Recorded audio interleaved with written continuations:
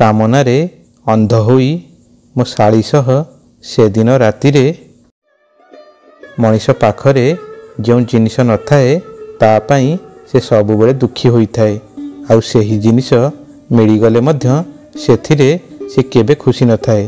एहा मनीषर प्राकृतिक गुण होइथाए।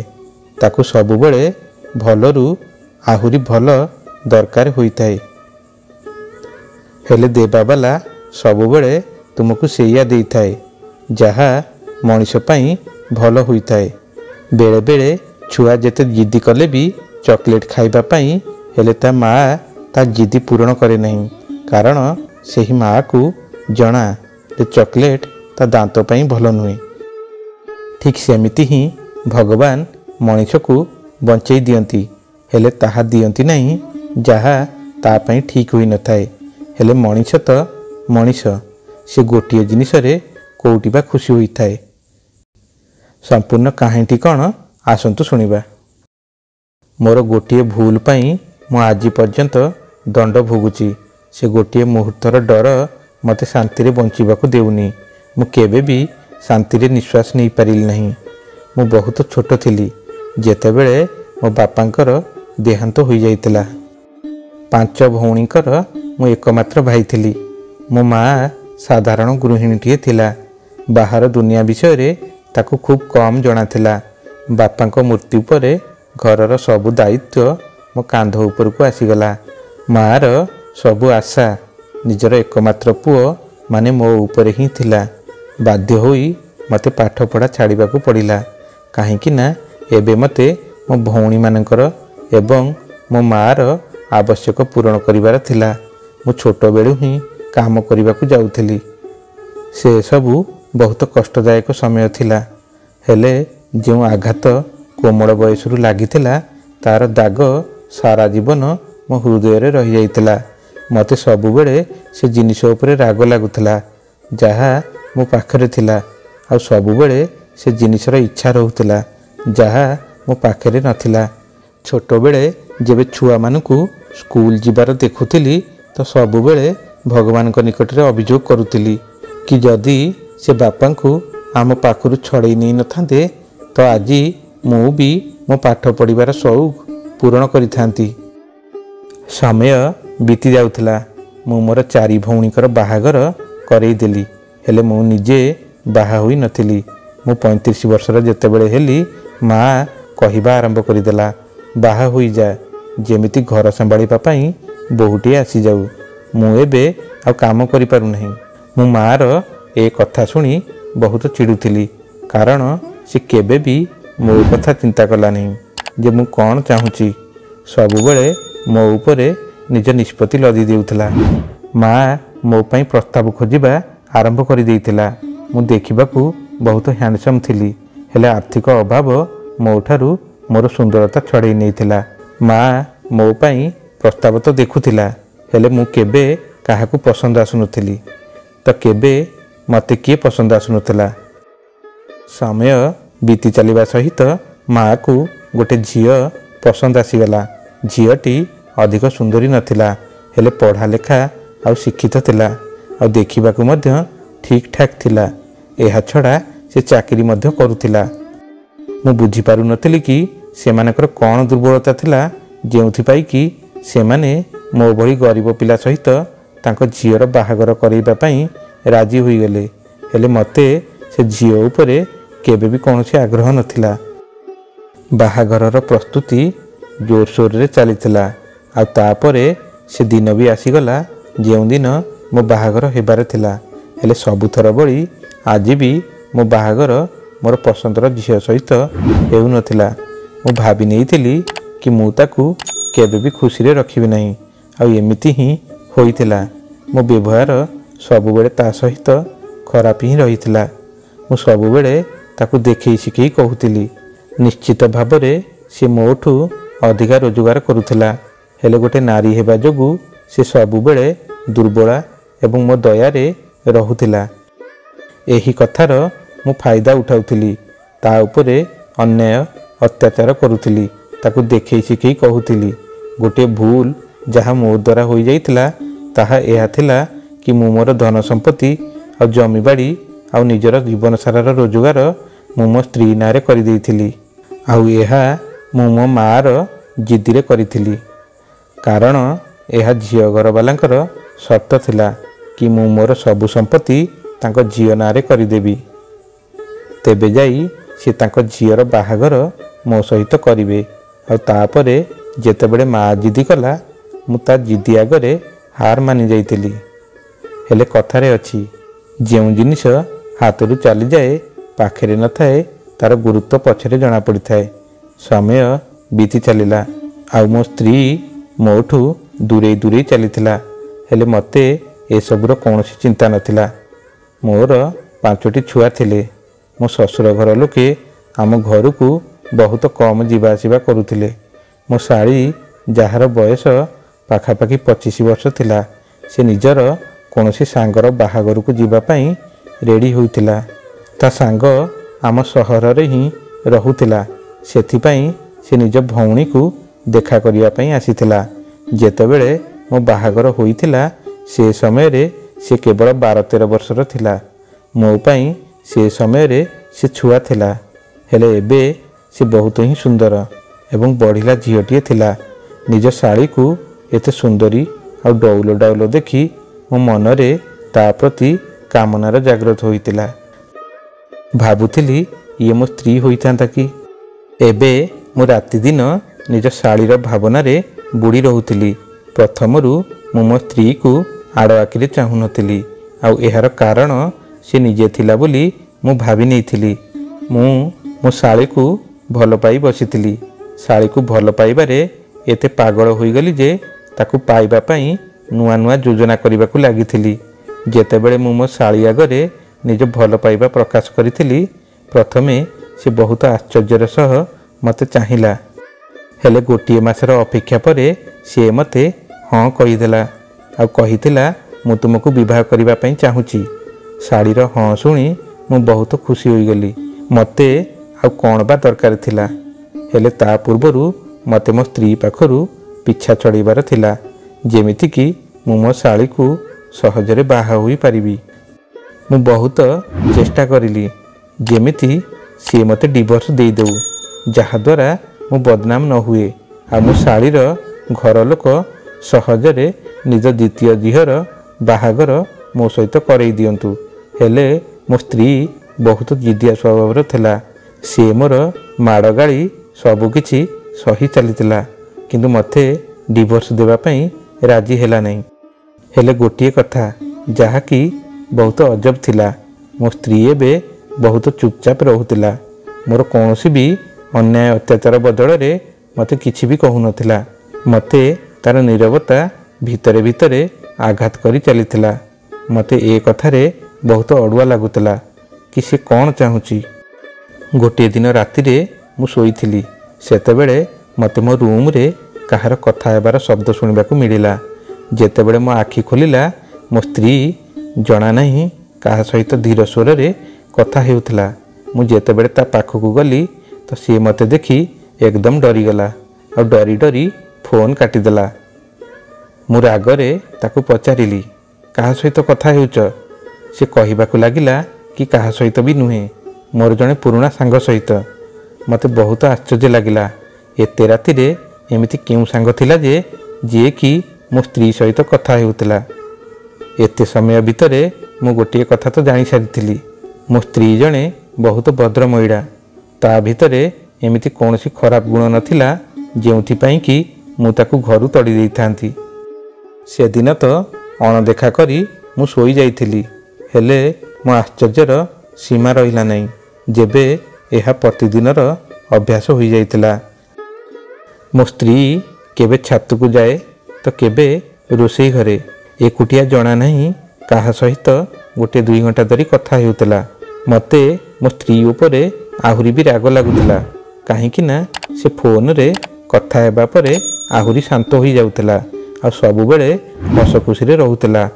ଯଦି ମୁଁ ତାକୁ କିଛି ବି କହିଦେଉଥିଲି ତ ସେ ହସି ଦେଇ ମୋ କଥାକୁ ମଜାରେ ଉଡ଼େଇ ଦେଉଥିଲା। ଦିନେ 1-2 ଦିନ ପାଇଁ କାମରେ ମୁଁ ବାହାରକୁ ଯାଇଥିଲି, ହେଲେ କିଛି କାଗଜପତ୍ର ଘରେ ଭୁଲି ଯାଇଥିଲି, ଯାହାକୁ ନେବା ପାଇଁ ମୁଁ ଘରକୁ ଆସିଥିଲି। ହେଲେ ସାମ୍ନାର ଦୃଶ୍ୟ ଦେଖି ମୋର ଆଶ୍ଚର୍ଯ୍ୟର ସୀମା ରହିଲାନି। ମୋ ଶାଳୀ ମୋ ସ୍ତ୍ରୀ ସହିତ ବହୁତ ଖୁସିରେ ଗପୁଥିବାର ମୁଁ ଦେଖିଲି। ହେଲେ ମୋତେ ନିଜ ସାମ୍ନାରେ ଦେଖି ଦୁଇ ଜଣଙ୍କ ଚେହେରାର ରଙ୍ଗ ଫିକା ପଡ଼ିଗଲା, ଯେମିତି ସେମାନଙ୍କର କୌଣସି ଚୋରି ଧରା ପଡ଼ିଯାଇଛି। ଦୁଇ ଜଣ ପରସ୍ପରର ମୁହଁକୁ ଦେଖୁଥିଲେ।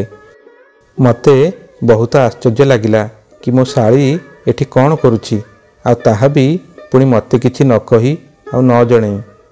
ମୁଁ ଧୀରେ ଧୀରେ ପାଦ ବଢ଼େଇ ଦୁଇ ଭଉଣୀଙ୍କ ପାଖରେ ପହଞ୍ଚିଗଲି। ମୋ ଶାଳୀ ବି ମୋ ଆଡ଼କୁ ଦେଖୁଥିଲା, ଆଉ ତାପରେ ହଠାତ୍ ହସିବାକୁ ଲାଗିଲା।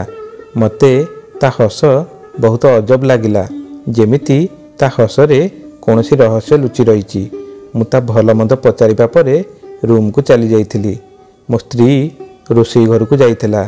ମୋ ଶାଳୀ ମୋ ପଛେ ପଛେ ମୋ ରୁମ୍କୁ ଆସିଲା, ଆଉ ମୋତେ କହିଲା କି କେମିତି ଲାଗିଲା ମୋ ସରପ୍ରାଇଜ୍। କ'ଣ ଚମକି ପଡ଼ିଲ ନା ମୋତେ ଏଠି ଦେଖି? ମୁଁ ତ ଏଠିକି ଏଇଥିପାଇଁ ଆସିଥିଲି ଯେମିତି ମୁଁ ତୁମକୁ ରାତିରେ ସରପ୍ରାଇଜ୍ ଦେବି, ହେଲେ ତମେ ହଠାତ୍ ଆସି ମୋତେ ହିଁ ଚମକେଇ ଦେଲ। ନିଜ ଶାଳୀର ଏପରି କଥା ଶୁଣି ମୁଁ ଖୁସି ହୋଇଗଲି, ଆଉ ତା ସହିତ କଥା ହେବାକୁ ଲାଗିଲି। ସେହି ସମୟରେ ମୋ ସ୍ତ୍ରୀ ମୋ ଶାଳୀକୁ ଡାକିଲା। ସେ ଏକଦମ ଡରିଗଲା ଆଉ କହିଲା, ଦିଦିକୁ ଯେମିତି ସନ୍ଦେହ ନ ହେଇଯାଉ, ସେଇଥିପାଇଁ ମୁଁ ଦିଦି ପାଖକୁ ଯାଉଛି। ଆଉ ତମେ ବହୁତ ଶୀଘ୍ର କିଛି କର, ତମ ବିନା ଏବେ ମୁଁ ଆଉ ରହିପାରୁନାହିଁ। ତାର ଏମିତି କଥାରେ ତା ପ୍ରତି ମୋ ଭଲ ପାଇବା ଆହୁରି ତୀବ୍ର ହୋଇଯାଇଥିଲା। ମୁଁ ବୁଝିପାରୁନଥିଲି ମୁଁ କ'ଣ କରିବି, କାହିଁକି ନା ଜୀବନରେ ପ୍ରଥମ ଥର ମୋତେ ମୋ ପସନ୍ଦର କିଛି ମିଳିବାକୁ ଯାଉଥିଲା। ସାରା ଜୀବନ ନିଜ ଇଚ୍ଛାକୁ ମାରି ମୁଁ ସମସ୍ତଙ୍କ ଇଚ୍ଛା ପୂରଣ କରିଥିଲି। ସେଦିନ ମୋର 5 ଜଣ ଯାକ ଛୁଆ ସ୍କୁଲ ଯାଇଥିଲେ, ଆଉ ମୋ ସ୍ତ୍ରୀ ଅଫିସ୍ ଯାଇଥାଏ। ମୁଁ ଆଉ ମୋ ଶାଳୀ ବହୁତ ଶାନ୍ତିରେ ଦେଖା କରିପାରିଲୁ। ମୋ ମନଟା 25 ବର୍ଷର ହୋଇଯାଇଥିଲା। ମୁଁ ବି ବହୁତ ଜଲ୍ଦି ନିଜ ଶାଳୀକୁ ବାହା ହେବାକୁ ଚାହୁଁଥିଲି। ମୋ ଶାଳୀ ରୁମ୍ରୁ ଚାଲିଯିବା ପରେ ମୁଁ କାମକୁ ବାହାରିଗଲି। ରାସ୍ତାରେ ଯିବା ସମୟରେ ମୋତେ ଗୋଟିଏ ଜାଗା ଦେଖାଗଲା, ଯେଉଁଠିକି ପୋକଜୋକ ମାରିବା ପାଇଁ ବିଷାକ୍ତ ଔଷଧ ବିକ୍ରି କରାଯାଉଥିଲା। ମୋ ମୁଣ୍ଡରେ ଅଚାନକ ଏକ ଉପାୟ ଆସିଲା। ଯେଉଁ କଥା ମୋ ମୁଣ୍ଡରେ ଚାଲିଥିଲା ତାକୁ ଭାବିବା ମାତ୍ରକେ ମୋତେ ବହୁତ ଡର ଲାଗୁଥିଲା। ମୋ ପୁରା ଶରୀର ଥରି ଯାଉଥିଲା। ମୋତେ ପ୍ରଥମେ ତ ବହୁତ ଡର ଲାଗିଲା, ହେଲେ ମୁଁ ମୂଷା ମାରିବା ଔଷଧ କିଣିନେଲି। ଆଉ ଯେତେବେଳେ ସନ୍ଧ୍ୟାରେ ଘରେ ଯାଇ ପହଞ୍ଚିଲି, ଆଶ୍ଚର୍ଯ୍ୟର କଥା କି ମୋ ଶାଳୀ ଏବେ ବି ମୋ ଘରେ ଉପସ୍ଥିତ ଥିଲା। ମୁଁ ମୋ ଶାଳୀକୁ ଇସାରାରେ ରୁମ୍କୁ ଡାକିଲି, ଯିଏକି ମୋ ସ୍ତ୍ରୀ ସହିତ ମିଶିକରି ଛୁଆମାନଙ୍କ ସହିତ କଥା ହେବାରେ ବ୍ୟସ୍ତ ଥିଲା। ମୁଁ ରୁମ୍ରେ ଅପେକ୍ଷା କରିଥିବା ବେଳେ ମୋ ଶାଳୀ ଆସିବାରେ ବିଳମ୍ବ କରିଥିଲା। ଅଧଘଣ୍ଟାର ଅପେକ୍ଷା ପରେ ଯେତେବେଳେ ସେ ରୁମ୍କୁ ଆସିଲା ତ ମୋ ଉପରେ ରାଗିବାକୁ ଲାଗିଲା, ଆଉ କହିଲା କି ଦିଦିକୁ ସନ୍ଦେହ ହୋଇଯିବ, ମୋତେ ଏମିତି ବାରମ୍ବାର ଡାକ ନାହିଁ। ମୁଁ ତା କଥା ଶୁଣିଲି, ଆଉ ତାକୁ କହିଥିଲି ମୁଁ ତୁମକୁ ଏକ ଜରୁରୀ କାମ ପାଇଁ ଡାକିଛି। ମୋ ଶାଳୀ ଆଶ୍ଚର୍ଯ୍ୟ ଭରା ନଜରରେ ମୋ ଆଡ଼କୁ ଦେଖିଲା, ଆଉ କହିଥିଲା କି ଜଲ୍ଦି କୁହ, ଯେମିତି ଦିଦି ଆସି ନ ଯାଉ। ମୁଁ ତା ସାମ୍ନାରେ ସେ ଔଷଧ ରଖିଦେଲି। ମୋ ହାତରେ ବିଷାକ୍ତ ଔଷଧ ଦେଖି ମୋ ଶାଳୀର ନିଶ୍ୱାସ ଅଟକିଗଲା। ସେ ବଡ଼ ବଡ଼ ଆଖିରେ ମୋ ଆଡ଼କୁ ଦେଖିବାକୁ ଲାଗିଲା, ଆଉ ମୋତେ ପଚାରିଲା, ୟାକୁ ତୁମେ କାହିଁକି ଆଣିଛ? ମୁଁ ତାକୁ ସଫା ଶବ୍ଦରେ ମୋର ସବୁ ପ୍ଲାନ୍ ବୁଝେଇଦେଲି। ମୁଁ ମୋ ସ୍ତ୍ରୀକୁ ନିଜ ରାସ୍ତାରୁ ହଟେଇ ଦେବି, ଆଉ ତାପରେ ଆମେ ଦୁଇ ଜଣ ବାହା ହୋଇଯିବା। ମୋ ଶାଳୀ ବି ମୋ ଭଳି ଡରି ଯାଇଥିଲା, ହେଲେ ଯେତେବେଳେ ମୁଁ ତାକୁ ସାହସ ଦେଲି ଆଉ ତାକୁ ବୁଝେଇଲି କି ଆମ ନିକଟରେ କେବଳ ଏହି ଶେଷ ରାସ୍ତାଟି ଅଛି, ଯାହାଦ୍ୱାରା କି ଆମେ ଏକାଠି ହୋଇପାରିବା। ମୋ ଶାଳୀ କିଛି ସମୟ ଭାବିବାକୁ ଲାଗିଲା, ଆଉ ତାପରେ ନିଜ ମନରେ ଉଙ୍କି ମାରୁଥିବା ପ୍ରଶ୍ନ ସବୁ ପଚାରିବାକୁ ଲାଗିଲା। ଯଦି କାହାକୁ ଜଣା ପଡ଼ିଗଲା ତ କ'ଣ ହେବ? ମୁଁ ତାକୁ ବୁଝେଇଲି କି ଏ ଔଷଧ ମୁଁ ତା ଖାଇବାରେ ମିଶାଇ ଦେବି, ଆଉ ଲୋକମାନଙ୍କୁ ଲାଗିବ କି ତାକୁ ଫୁଡ୍ ପଏଜନ୍ ହୋଇଯାଇଛି, ଆଉ ଯେଉଁଥିପାଇଁ ତାର ମୃତ୍ୟୁ ହୋଇଯାଇଛି। କାହାକୁ କିଛି ବି ଜଣାପଡ଼ିବ ନାହିଁ। ମୋ ଶାଳୀ ବି ମୋର ଏହି ଅପରାଧରେ ଭାଗିଦାର ହୋଇଗଲା। ଯେତେବେଳେ ମଣିଷ ଅପରାଧ କରେ ସେ ସବୁକିଛି ଭୁଲିଯାଏ। ଆମକୁ ଦେଖିଲା ବାଲା ଜଣେ ଭଗବାନ ବି ଉପରେ ଅଛନ୍ତି। हठात रूम बाहर कहार चलिबार शब्द शुणागला। मु एकदम डरीगली। सेतेबेले मु जल्दी बाहरी जाई देखिथिली, हेले रूम बाहर केही भी नथिले। मु अणदेखा करी पुणी थरे निज रूम को चली आसिली आ निज शाड़ी को राति पाई प्रस्तुत करिथिली। ताकु निज प्लान बुझेइदेली। जेतेबेले सब छुआ माने सोई पड़िथिले मु मो स्त्री एवं मो शाड़ी को बाहर को जाई किछि खाइबा पई कहिथिली। मो स्त्री थकी जाइछि बोली कही मना करुथला, हेले मो शाड़ी जिद्दी करिबारु से राजी होइगला।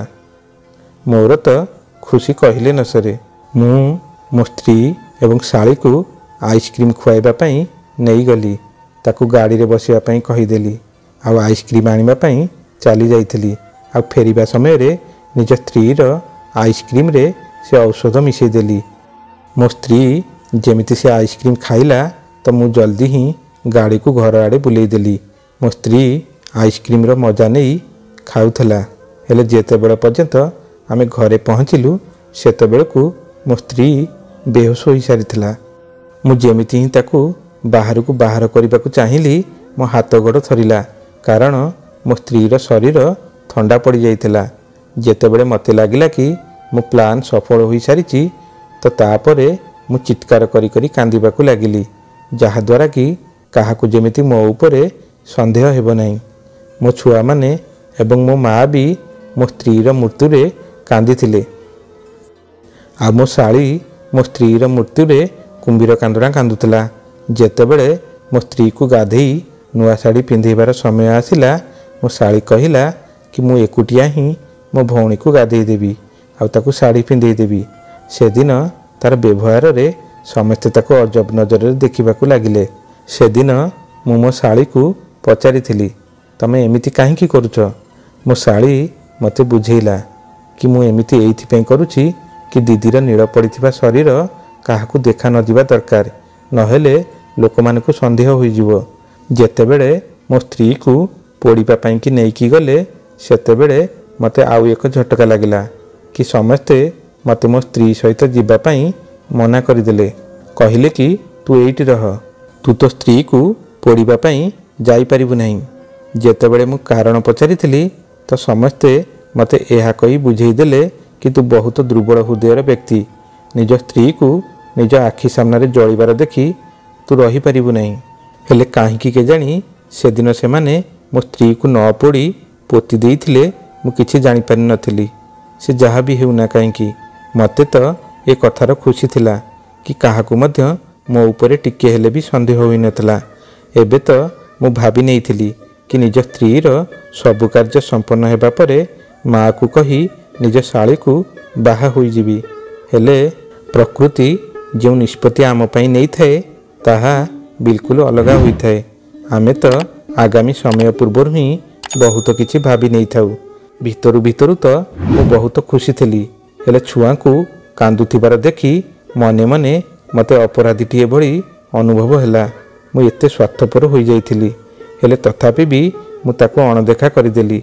बंधु बांधव माने मते सहानुभूति देखई कहूथिले कि छुआ मानक पई तते कष्ट उठेबाकू पड़िबो, घर संभाळिबू ना बाहरर काम संभाळिबू। मु सेमानक सामनारे भी कांदुथिली। लोक माने मते दयाभरा दृष्टि रे देखुथिले आ मु भी निरीह हेबार अभिनय करुथिली। 11 दिनर शोक परे समस्ते निज घर को चलीगले।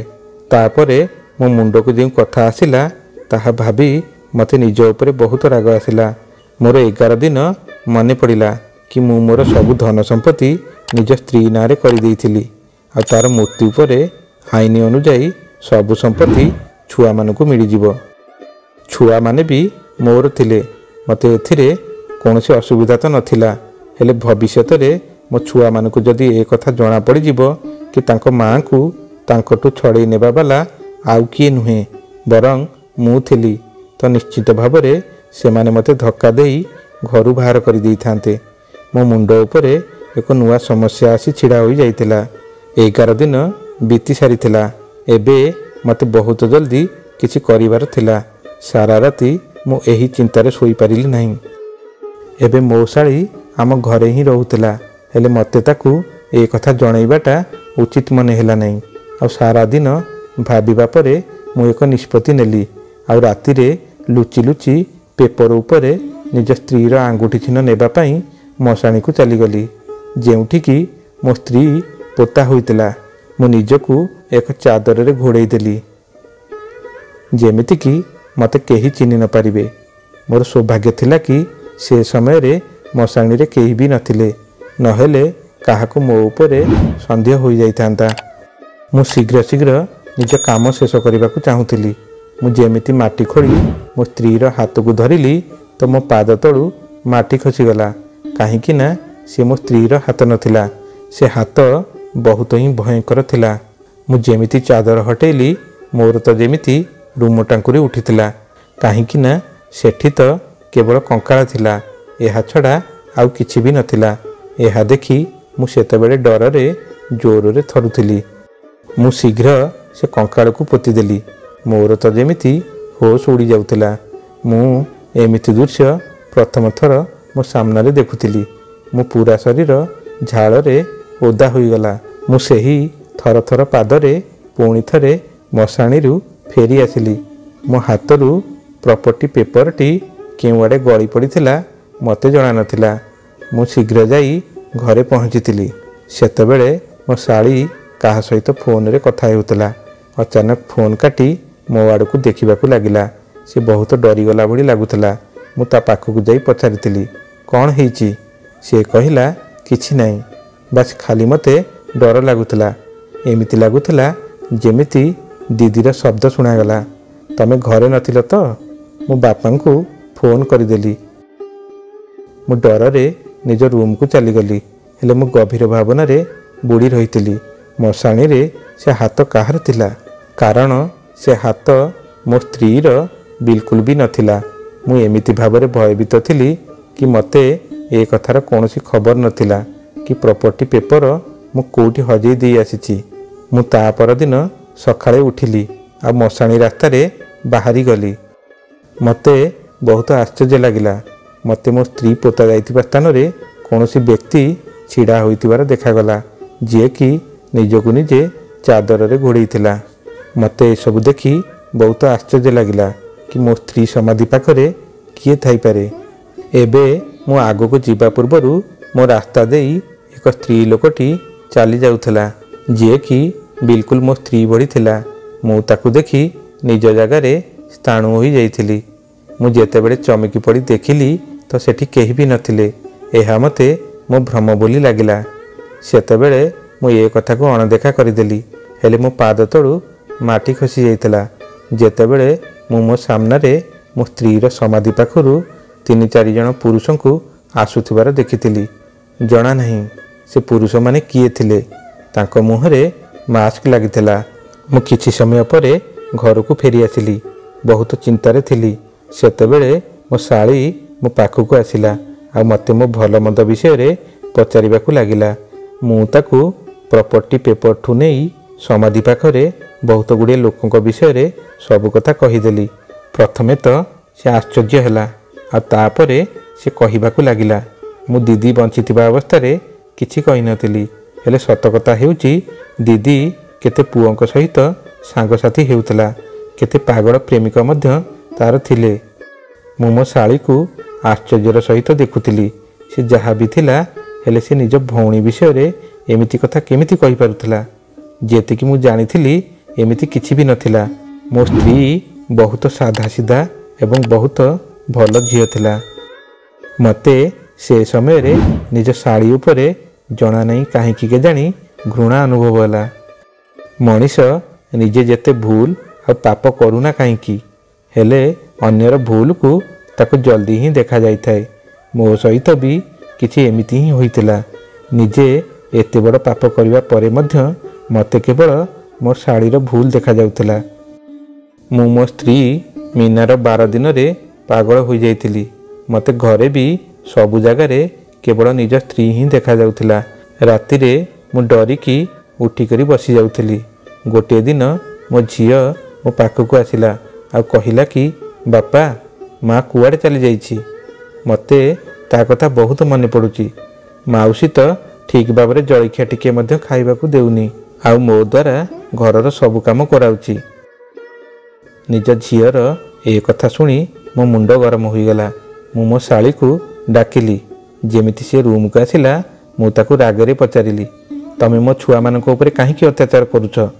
ସେ କହିଲା କି ଯେଉଁଠି ତମ ସ୍ତ୍ରୀ ମୋତେ ଦେଖି ସହିପାରୁନଥିଲା ସେଠି ଏମାନଙ୍କୁ ଦେଖି ମୁଁ ବି ସହିପାରୁନି। ମୁଁ ତ ମୋ ଶାଳୀର ଏ କଥା ଶୁଣି ଆଶ୍ଚର୍ଯ୍ୟ ହୋଇଯାଇଥିଲି। ମୁଁ ଯାହାକୁ ଭଲ ପାଉଥିଲି ଆଉ ମୁଁ ଯାହାକୁ ପାଇବା ପାଇଁ ନିଜ ସ୍ତ୍ରୀକୁ ରାସ୍ତାରୁ ହଟେଇ ଦେଇଥିଲି, ସେ ଝିଅ ମୋ ଛୁଆମାନଙ୍କୁ ମଧ୍ୟ ଘରେ ଦେଖି ସହିପାରୁନଥିଲା।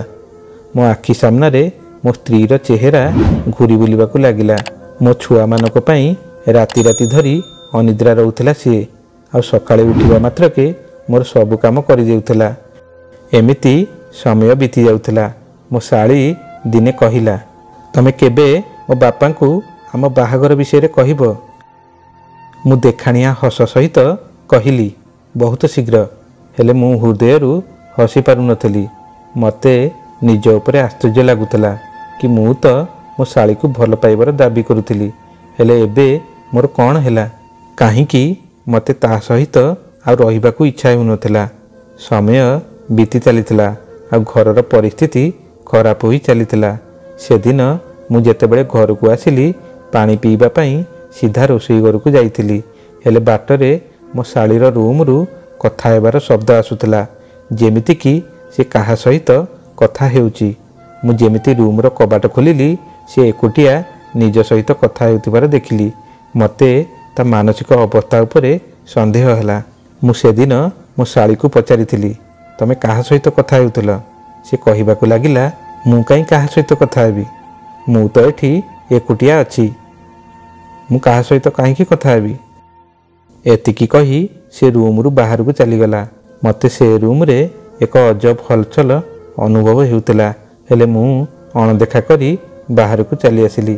ରୋଷେଇ ଘରୁ ପାଣି ପିଇଲି ତ ମୋତେ ଏମିତି ଅନୁଭବ ହେଲା ଯେମିତି ରୋଷେଇ ଘର କବାଟ ପାଖରେ କେହି ଛିଡ଼ା ହୋଇଛି। ମୁଁ ଯେମିତି ପଛକୁ ବୁଲି ଚାହିଁଲି ତ ସେଠି ମୋତେ ଏକ ଛାଇ ଥିଲା ଭଳି ଅନୁଭବ ହେଲା।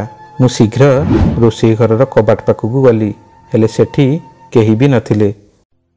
ମୋତେ ବହୁତ ଭୟ ଲାଗିଲା। ମୁଁ ସିଧା ନିଜ ମାଆର ରୁମ୍କୁ ଚାଲି ଯାଇଥିଲି। ମୁଁ ତା କୋଳରେ ମୁଣ୍ଡ ରଖି ଜୋର ଜୋରରେ କାନ୍ଦିବାକୁ ଲାଗିଲି। ମୋ ମାଆ ମୋତେ ଦେଖିକରି ଚିନ୍ତିତ ହୋଇଗଲା ଆଉ କହିଲା କି କ'ଣ ହୋଇଛି, କାନ୍ଦୁଛୁ କାହିଁକି? ତା ଚିନ୍ତା ଦେଖି ମୁଁ ମାଆକୁ ସାନ୍ତ୍ୱନା ଦେଲି ଆଉ ମିଛ କହିଦେଲି କି ମୋତେ ମୋ ସ୍ତ୍ରୀ କଥା ଭାରି ମନେ ପଡ଼ୁଛି, ଯେତେବେଳେ କି ସତ କଥା ଥିଲା ମୋତେ ସେତେବେଳେ ବହୁତ ଡର ଲାଗୁଥିଲା। ମୋ ସ୍ତ୍ରୀର ମରିବାର 1.5 ମାସ ପୁରିଲା। ବନ୍ଧୁବାନ୍ଧବମାନେ ଜିଦି କରିବାକୁ ଲାଗିଲେ କି ଦ୍ୱିତୀୟ ବିବାହ କରିନେ। ବାହା ମୁଁ ବି ହେବାକୁ ଚାହୁଁଥିଲି, ହେଲେ କାହିଁକି କେଜାଣି ମନ ଭିତରଟା ବହୁତ ଅଶାନ୍ତ ଥିଲା।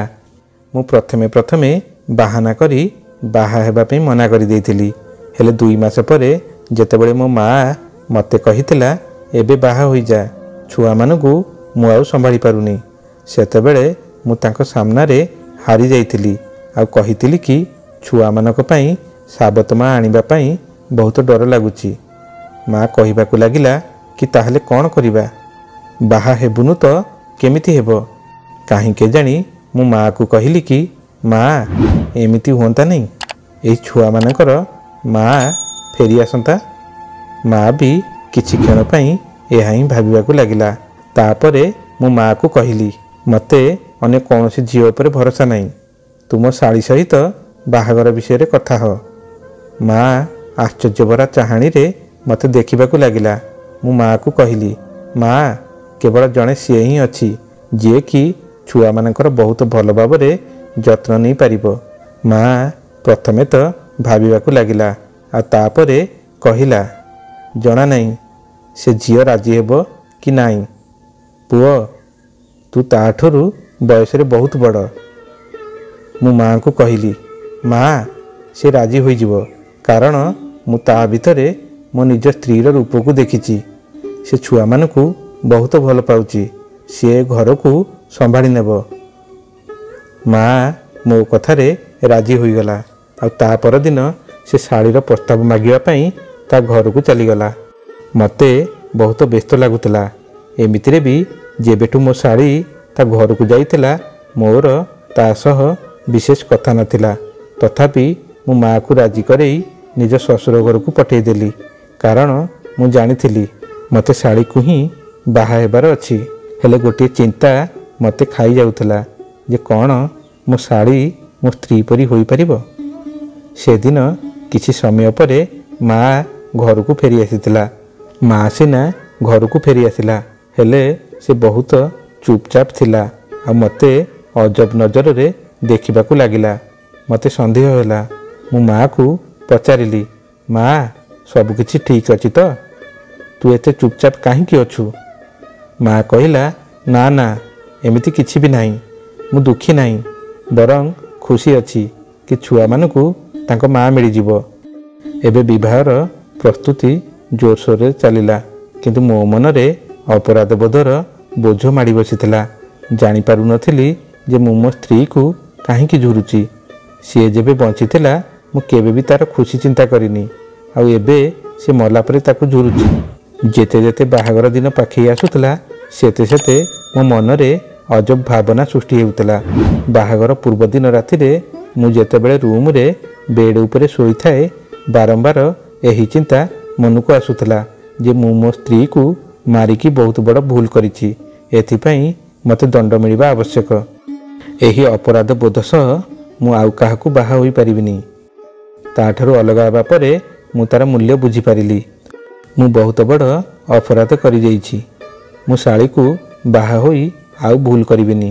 କାଲି ହିଁ ନିଜକୁ ପୋଲିସ ପାଖରେ ସମର୍ପଣ କରିଦେବି। ମୋତେ ହସ ଖୁସିରେ ବଞ୍ଚିବାର କୌଣସି ଅଧିକାର ନାହିଁ। ମୋ ଜୀବନରେ ଆଉ କିଛି ସୁଖ ବାକି ନାହିଁ। ମୁଁ ନିଜ ହାତରେ ମୋର ପ୍ରକୃତ ଭଲ ପାଇବାକୁ ମାରିଦେଇଛି। ଗୋଟିଏ ଅନୈତିକ ସମ୍ପର୍କ ଆଉ କିଛି କ୍ଷଣିକ ସୁଖ ପାଇଁ ଜୀବନସାରର ଦୁଃଖକୁ କିଣି ଆଣିଛି। ମୋତେ ବଞ୍ଚିବାର କୌଣସି ଅଧିକାର ନାହିଁ। ଏହା ସବୁ ଭାବି ଭାବି ମୁଁ ମାନସିକ ରୂପରେ ଏତେ ଦୁର୍ବଳ ହୋଇଗଲି ଯେ ମୋତେ ସେହି ରୁମ୍ରେ ଅଣନିଶ୍ୱାସୀ ଲାଗିଲା।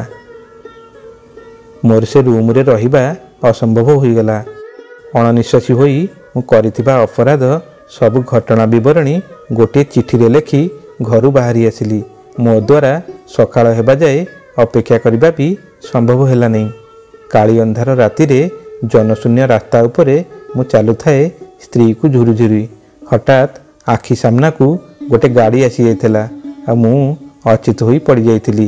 ଆଖି ଖୋଲିଲା ବେଳକୁ ମୁଁ ହସ୍ପିଟାଲ ବେଡ୍ ଉପରେ, ଆଉ ଆଖି ସାମ୍ନାରେ ଯାହା ଦେଖିଲି ତାକୁ ଦେଖି ମୋ ଆଖି ଉପରେ ବିଶ୍ୱାସ କରିପାରିଲିନି। ମୋ ପାଖରେ ମୋ ସ୍ତ୍ରୀ ଛିଡ଼ା ହୋଇଥିଲା। ମୁଁ ଭାବିଲି ଏଇଟା ମୋ ମନର ଭାବନା ନା ସତରେ ସିଏ ହିଁ ଅଛି। କିଛି ବି ଜାଣିପାରୁନଥିଲି। ଆଉ ସେଇ ଅବସ୍ଥାରେ ମୁଁ ଖାଲି ତାକୁ ମୋ କୃତ କର୍ମ ପାଇଁ ତାଠାରୁ ଭୁଲ ମାଗିଥିଲି। ଏହାପରେ ମୁଁ ଦୁର୍ବଳରୁ ଆଉ ଥରେ ଚେତାଶୂନ୍ୟ ହୋଇଯାଇଥିଲି। ଏହିପରି 3 ଦିନ ବିତିଗଲା ପରେ ମୋର ଚେତା ଫେରିଲା ଆଉ ଡାକ୍ତରମାନେ ମୋତେ ବିପଦମୁକ୍ତ ଅଛି ବୋଲି ଘୋଷଣା କଲେ। ତାପରେ ମୁଁ ଜାଣିବାକୁ ପାଇଲି ଯେ ସଡ଼କ ଦୁର୍ଘଟଣାରେ ମୁଁ ପାରାଲିସିସ୍ ହୋଇଯାଇଛି। ମୋ ପାଦ ତଳୁ ଯେମିତି ମାଟି ଭୁସୁ ଭୁସୁ ହୋଇ ଖସି ଯାଇଥିବା ଭଳି ମୋତେ ସେଦିନ ଅନୁଭବ ହୋଇଥିଲା। ଏହା ମୋର କୃତକର୍ମର ଫଳ ବୋଲି ମୁଁ ଜାଣିପାରିଲି। ଏତିକି ବେଳେ ମୋ ଶାଳୀ ଆସିକି ପହଞ୍ଚିଲା। ସିଏ ମୋତେ କିଛି କହିବା ପୂର୍ବରୁ ମୁଁ ତାକୁ ନିଜ ଅପରାଧ ପାଇଁ ଭୁଲ ମାଗି କହିଥିଲି, ଯଦି ସମ୍ଭବ ହୁଏ ତେବେ ମୋତେ କ୍ଷମା କରିଦେବ। ମୁଁ ସେଦିନ ରାତିରେ ଘରୁ ପଳେଇବାର କାରଣ ମୁଁ ତୁମକୁ ବାହା ହୋଇ ପାରିନଥାନ୍ତି। କାରଣ ମୁଁ ମୀନାକୁ ବହୁତ ଝୁରୁଥିଲି। ତମ ସୁନ୍ଦରତା ଦେଖି ମୁଁ ତୁମ ଆଡ଼କୁ ଢଳି ପଡ଼ି ବହୁତ ବଡ଼ ଅପରାଧ କରି ବସିଲି। ମୀନା, ଯିଏକି ବାହାଘର ଠାରୁ ନେଇ ଏତେ ଦିନ ପର୍ଯ୍ୟନ୍ତ ମୋ ଜୀବନସାଥୀ ହୋଇ ରହିଲା, ତାହା ସହ ମୁଁ ଏତେ ଅନ୍ୟାୟ ଆଉ ଅତ୍ୟାଚାର କରିବା ପରେ ବି ସେ କେବେ ହେଲେ ମୋତେ ଛାଡ଼ିକି ଯିବାକୁ ଚାହିଁନି। ଓଲଟା ମୋତେ ଆହୁରି ଭଲ ପାଇବା ଦେବାକୁ ଚେଷ୍ଟା କରିଛି। ତାପରି ପବିତ୍ର ନାରୀକୁ ମୁଁ ଗୋଟିଏ ଅନୈତିକ ସମ୍ପର୍କ ପାଇଁ ଆଜି ଜୀବନରୁ ମାରିଦେଇଛି। ମୁଁ ସତରେ ରାଗରେ କେତେ ଅନ୍ଧ ହୋଇଯାଇଥିଲି। ମୁଁ ଭୁଲ ଠିକ୍ର ଜ୍ଞାନ ହିଁ ହରେଇ ବସିଥିଲି। ମୀନା ବିନା ଆଉ ମୋତେ ବଞ୍ଚିବାକୁ ଇଚ୍ଛା ନାହିଁ। କାହିଁକି ଭଗବାନ ମୋତେ ନୂଆ ଜୀବନ ଦେଲେ କେଜାଣି। ବୋଧହୁଏ ଏଇଟା ମୋ କୃତକର୍ମର ପରିଣାମ ଯେ ଜୀବନଯାକ ମୁଁ ପଙ୍ଗୁ ହୋଇ ବଞ୍ଚିବି ଆଉ ମୀନାକୁ ଝୁରୁଥିବି। ହେଲେ ଜୀବନଯାକ ଏହି ଅପରାଧ ବୋଧେ ମୋତେ ଶାନ୍ତି ଦେବ ନାହିଁ। ଯେବେ ଯାଏ ମୁଁ ମରିକି ଉପରକୁ ଯାଇ मीना को क्षमा मागिनी सेते दिन जाए मु बंची थाउ थाउ सबु मुहूर्त मरबी। मोर ए सबु कथा शुणी मो शाड़ी मते किछि न खई सेटारु चलीगला। किछि दिन मध्यरे मु हॉस्पिटल रु घर को आसिली। आ घर को आसी जहा देखिली ताकू देखी मो आश्चर्यर सीमा रहिलानी। मु मीना को मो आखि सामने देखिथिली। एईटा मो स्वप्न ना सत्य थिला ता मो कल्पना बाहर थिला। मु विश्वास करि पार नथिली मीना कौन सतरे जीवित। से पाखक आसिकी मते कहिला जे एमिति कौन चाहिच, मु भूत नुह, मु जीवित।